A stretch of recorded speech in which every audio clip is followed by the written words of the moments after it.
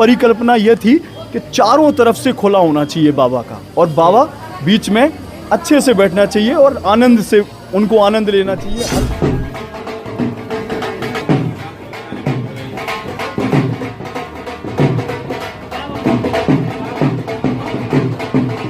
सेवा जब 9 वर्ष से करते थे तो हमारे अंदर एक भाव आता था और हम ये कहते थे कि भगवान आपने हमको महलों में बैठाल दिया, पारीछा में भी महल दे दिया और झांसी में भी महल में बैठा दिया, और आप ऐसे में बैठे हैं।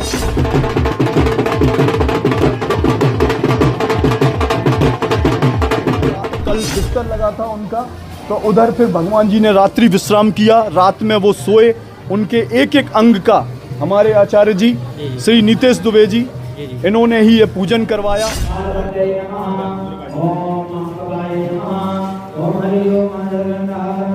भोलेनाथ का पंचांग में नाम आज मन कामेश्वर महादेव के नाम रखा है। महाराज जी ने माई बाबा का भंडारा प्राप्त करना चाहते हैं और आना चाहते हैं, वे खुशी से आएँ और भोलेनाथ और माई का प्रसाद लेके जाएं और भोलेनाथ के दर्शन करके जाएं।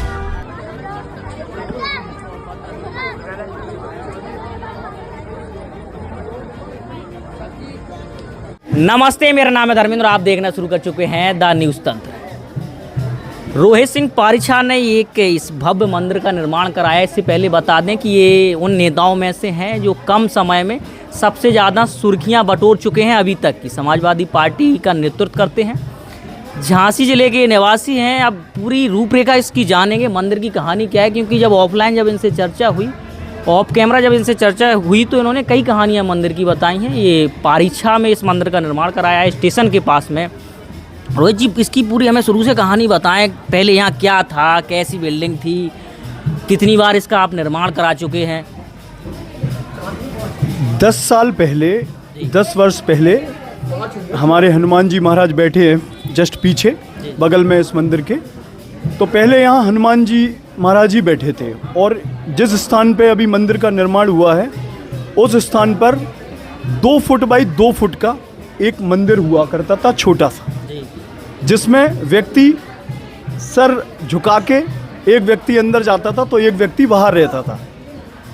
उसके बाद भगवान भोलेनाथ और माई का आशीर्वाद से, उनकी प्रेरणा हुई, उनका आशीर्वाद हुआ, और उनने हमारी ऐसी सद्बुद्धि करी कि हमारा 9 वर्ष पहले स्टेशन रोड पे नया भवन का निर्माण हुआ, घर का। तो उस समय भोलेनाथ ने हमको प्रेरणा दी कि ये मंदिर टूट के एक नए मंदिर का निर्माण होना चाहिए। तो उस समय हमारे घर का भवन निर्माण भी हुआ, और साथ में इसी स्थान पर हमारे भोलेनाथ जी बैठे हैं, इसी स्थान पर एक मंदिर का निर्माण हुआ। और 9 वर्ष तक हम उनकी सेवा में लगे रहे। वो अपनी सेवा में हमें बराबर लगाए रहते थे।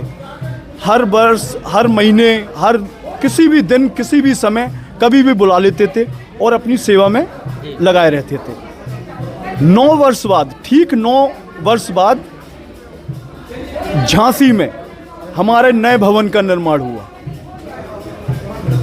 और ठीक भवन निर्माण के बाद फिर भोलेनाथ और माई ने हमको प्रेरणा दी कि हम उनकी सेवा जब 9 वर्ष से करते थे तो हमारे अंदर एक भाव आता था, और हम ये कहते थे कि भगवान आपने हमको महलों में बैठाल दिया, पारीछा में भी महल दे दिया और झांसी में भी महल में बैठा दिया, और आप ऐसे में बैठे हैं। तो हमको बड़ा अंदर से कष्ट होता। हम भोलेनाथ से यही प्रार्थना करते थे और माई से कि बाबा आप हमारी प्रार्थना सुनो और इस मंदिर को तोड़वा के नए मंदिर का निर्माण करवाओ। जो मेरी परिकल्पना है, जो मैं सोचता हूँ, जिस प्रकार से तीनों दीवारें थी पहले मंदिर में, एक साइड से गेट था, तीनों दीवारें थी, लेकिन मेरी इच्छा थी, मैंने जो मंदिर बड़े बड़े साउथ में मंदिर देखे हैं, वो मेरी मंदिर की परिकल्पना यह थी कि चारों तरफ से खुला होना चाहिए बाबा का, और बाबा बीच में अच्छे से बैठना चाहिए और आनंद से उनको आनंद लेना चाहिए, हर चीज़ का, हर ऋतु का, मौसम, धूप, पानी, ठंड, हर चीज़ का। तो बस बाबा माई की ऐसी कृपा हुई कि वह मंदिर भी दोबारा टूटा, और आज आप सबके सामने यह भव्य मंदिर हमारे बाबा माई ने बनवाया। कार्यक्रम जी हमारे माता पिता के आशीर्वाद से यह मंदिर का निर्माण हो गया और आज हमारे भोलेनाथ और उनका पूरा परिवार बैठे। क्योंकि मंदिर की आकृति बड़ी रोचक लग रही है, मतलब कहाँ के कारीगर आए थे? ये कारीगर महाराष्ट्र के थे। मेरी बड़ी रुचि थी इस बार मंदिर निर्माण की। मेरा मन था, बहुत मन था, और ये मन से मेरा था कि मुझे मतलब बहुत अच्छा मंदिर का निर्माण होना है। मैं बाबा माई से अंदर ही अंदर यह कहता रहता था कि बाबा माई हर चीज़ में कमी करवा देना, मेरे घर में, मेरे खाने में, मेरे ओढ़ने में, मेरे रहने में, मेरे बच्चों के किसी भी चीज़ में, हर चीज़ में आप थोड़ी बहुत कमी करवा देना, लेकिन अपने निर्माण में, अपने भवन में कोई भी कमी नहीं करवाना। तो मेरे बाबा माई ने मुझे वैसी ही मेरी शुभ बुद्धि किए रहे कि मैंने कहीं भी, बाबा माई ने कोई कमी नहीं रखवाई। और मैंने बहुत लोगों से चर्चा करके ढूंढ के महाराष्ट्र का मुझे एक ठेकेदार मिला। फिर उस ठेकेदार को मैंने बुलाया, दिखवाया। पहले उसने कहा कि ऊपर की चोटी टूटेगी, ऊपर की वो शिला बन जाएगी, ऊपर की गुम्मद। फिर वो गुम्मद टूटी। गुम्मद टूटने के बाद भोलेनाथ ने मुझे ऐसी प्रेरणा दी कि मैंने पूरे पिलर, दीवार और पूरा ज़मीन से लेके हर चीज़ तोड़वा दिया। और ज़मीन से लेके मतलब बीम से लेके, पिलर से लेके आज आपके सामने यह मंदिर, सुंदर मंदिर है आप लोगों के सामने। आज की क्या खास कार्यक्रम रहे? आज का खास कार्यक्रम यह था कि 11 तारीख से 19 तारीख का रुद्राभिषेक का आयोजन था और 1.25 लाख शंकर भगवान के पार्थिव निर्माण का आयोजन था।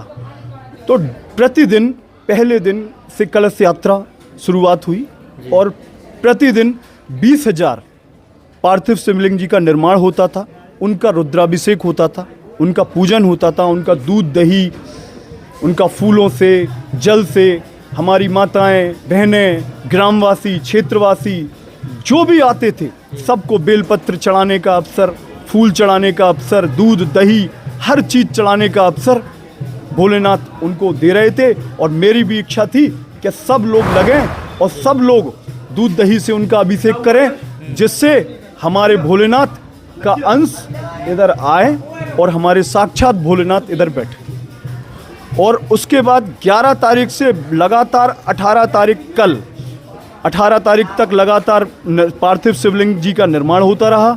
उसके बाद कल भोलेनाथ शंकर भगवान का डेली, एक दिन जल में, एक दिन अन्न में, एक दिन चीनी शक्कर में, एक दिन फल में, एक दिन फूलों में, एक दिन ड्राई फ्रूट्स में, एक दिन मिठाई में, एक दिन धूप में।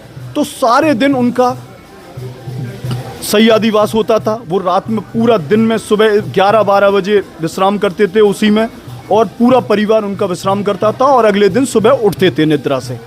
इसी प्रकार 18 तारीख को उनको जब उठाया गया तो उनका 1000 छिद्रों के कलश से उनका जलाभिषेक हुआ। लगातार पानी की धारा उनके ऊपर बहती रही और लगातार उनका महाअभिषेक हुआ। और उसके बाद सब उनके पूरे परिवार की आंखों से पट्टी खोल के उनका रुद्राभिषेक करके उनको नगर भ्रमण यात्रा करवाई और खूब धूमधाम से आतिशबाजी के साथ, बैंड बाजों के साथ, ढोल नगाड़ों के साथ में हमारे सब जनता, पूरे ग्रामवासी,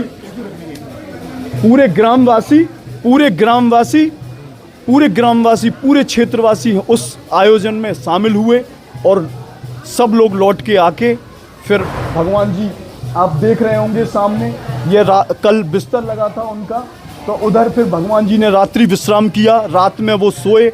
उनके एक एक अंग का हमारे आचार्य जी श्री नीतेश दुबे जी, इन्होंने ही ये पूजन करवाया और इन्होंने ऐसी सुंदर पूजा की, ऐसे सुंदर आयोजन किया कि सब इनकी कृपा, इनके आशीर्वाद से और इनके मंत्रों के उच्चारण से, इनकी सच्ची पूजा से आज मुझे पूरा विश्वास है, पूर्ण रूप से विश्वास है, क्योंकि जो मैंने देखा है इन 9 दिनों में और मेरी धर्मपत्नी ने जो मुझे देखा है और मेरे परिवार ने और यहाँ के ग्रामवासियों ने, कि मुझे पूर्ण विश्वास है कि मेरे भोलेनाथ नर्मदेश्वर महादेव, जिनका आज जैसे बच्चे का जन्म होता है तो पंचांग में उनका नामकरण होता है, ऐसे हमारे भोलेनाथ का पंचांग में नाम आज मन कामेश्वर महादेव के नाम रखा है महाराज जी ने।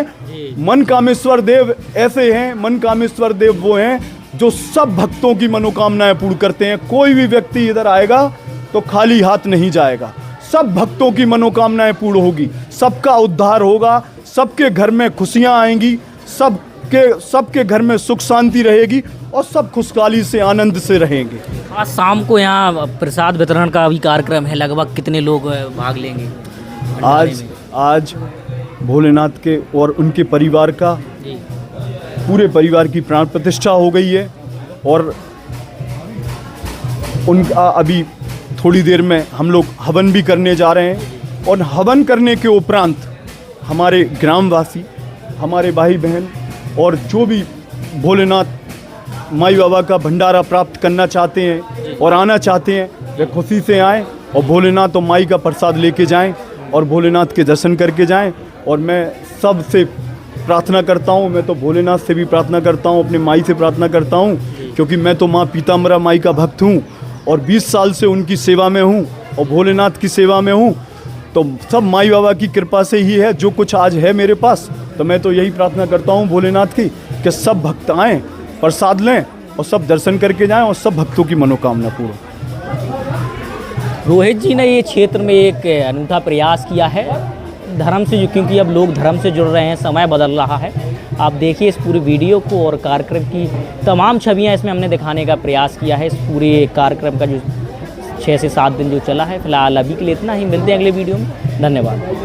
द न्यूज तंत्र बुंदेलखंड का उभरता हुआ एक ऐसा चैनल है जो बेबाक और निष्पक्ष तरीके से जनता की समस्याओं को उठाता है। आप अपनी समस्याओं को दिए हुए व्हाट्सएप नंबर पर भेज सकते हैं। साथ ही आप अपने किसी स्टार्टअप या अपने बिजनेस का प्रमोशन हमारे चैनल के जरिए करा सकते हैं। खबरों को देखने के लिए फेसबुक या यूट्यूब पर द न्यूज तंत्र टाइप करके सर्च करें और खबरों से जुड़ जाएं। वीडियो पूरा देखने के लिए आप सभी का धन्यवाद।